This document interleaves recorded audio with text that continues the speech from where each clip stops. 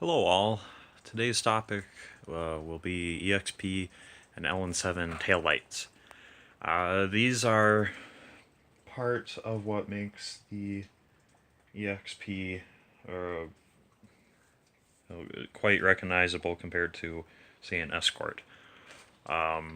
Between these, the roof line, the hatch, and the front fascia, they're what really makes an EXP and an EXP and an LN7 and LN7. So here I got my stash of taillights and blinker marker light lenses because these are impossible to find.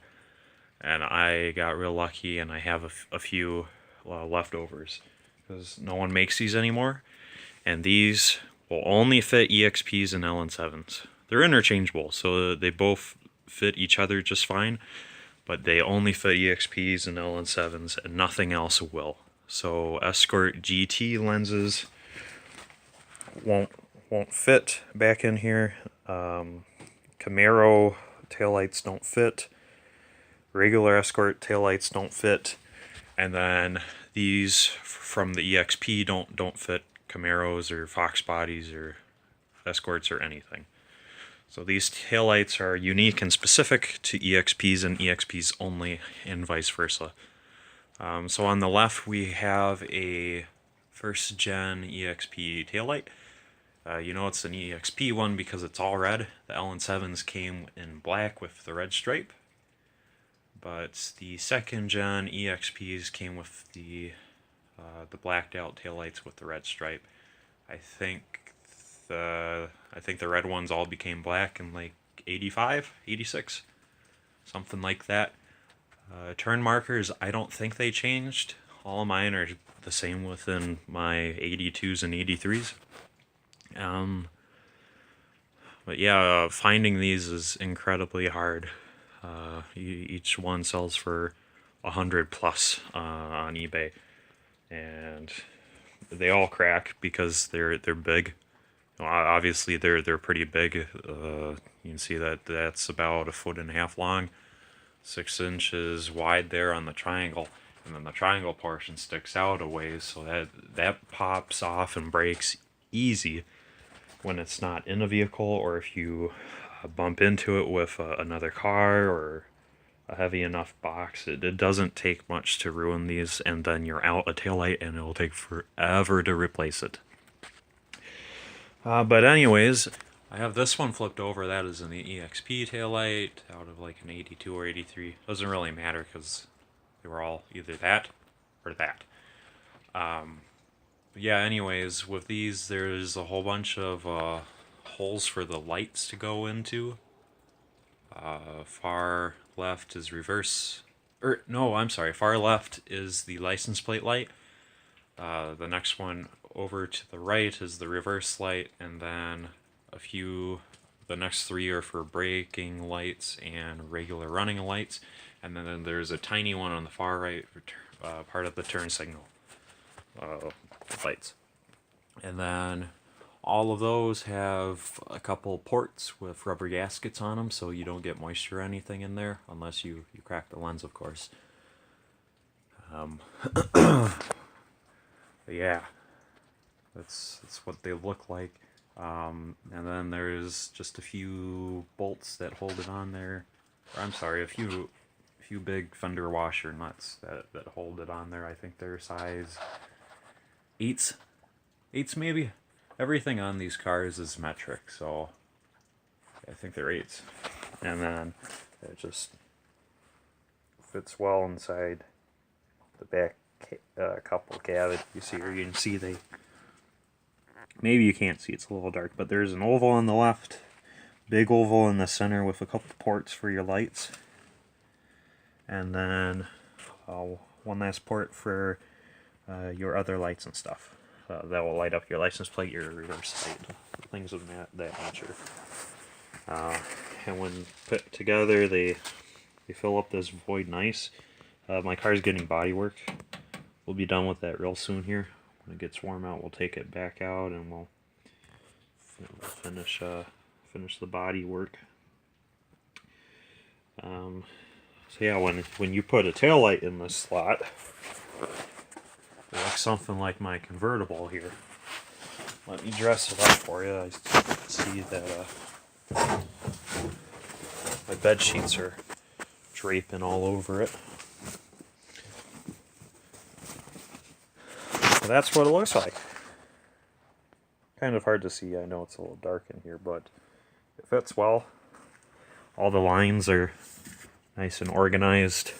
The fit is usually not tight, not crazy loose, but it's there and it doesn't look bad.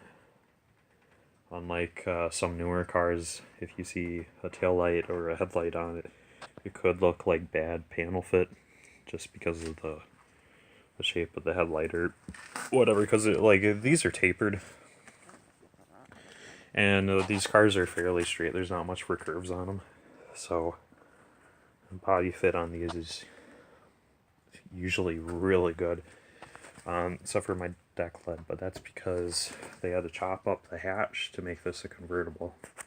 But that's for a different time. So, dear God, do not break these, please. Because these are not replaceable.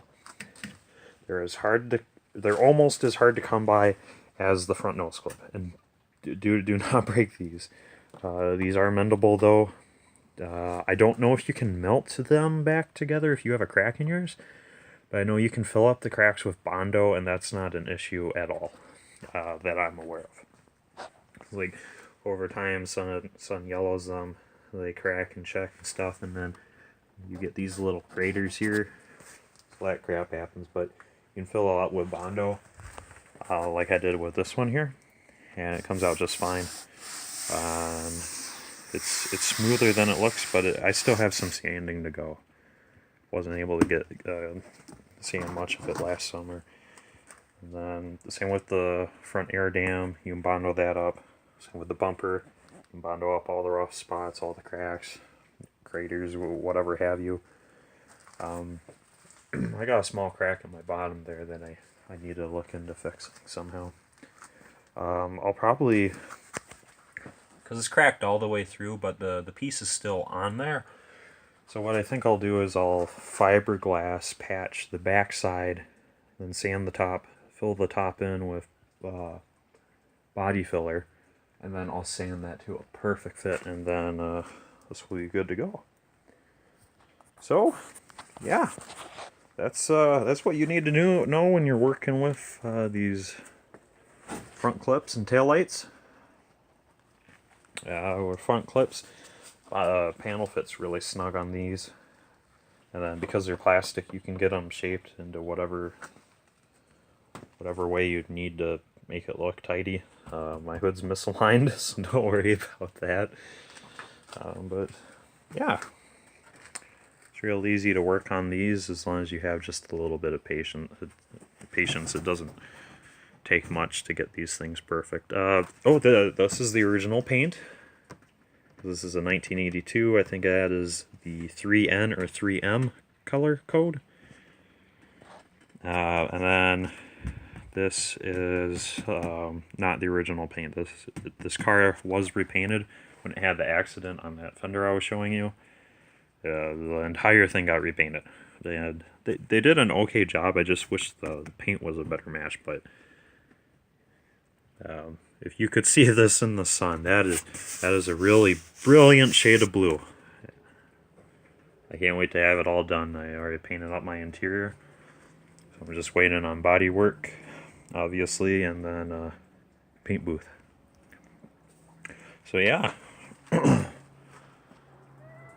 Got some front fascias over there. One LN7 fascia. That's the only LN7 fascia I have. And taillights. So that's all that. Oh, and if you wanted to change your taillights, all you have to do is remove a couple of interior panels. So like this one right here. This, from inside the car, this one goes like right here. All you have to do is undo 1, 2, 3, and 4. 5, 6, 7, 8. So 8 screws, and this panel comes off, and then you can access your taillights, and all you have to do to get this out is, like I said, the 8 screws, and then just pull back the carpet a little bit because it sits over these screw flaps, so it looks all pretty and clean when you have it assembled. Yeah, working on these ain't much of a problem. It's just plastic panels that were designed to pull on and pull off easy. Unlike new cars, you got those pop tabs everywhere. So yeah, I'll make a video later about the front headlights and front marker lights. They're on the other end of the car because it's all the bottom lights are mounted into the, I think, aluminum bumper, and then all the headlights are mounted into the metal bezel on the back side of the front cone grille assembly. And I believe they're different whether you have the EXP or the LN7. I think they're different. But yeah, that's what you need to know when you're working on the EXP LN7 front fascias and taillights.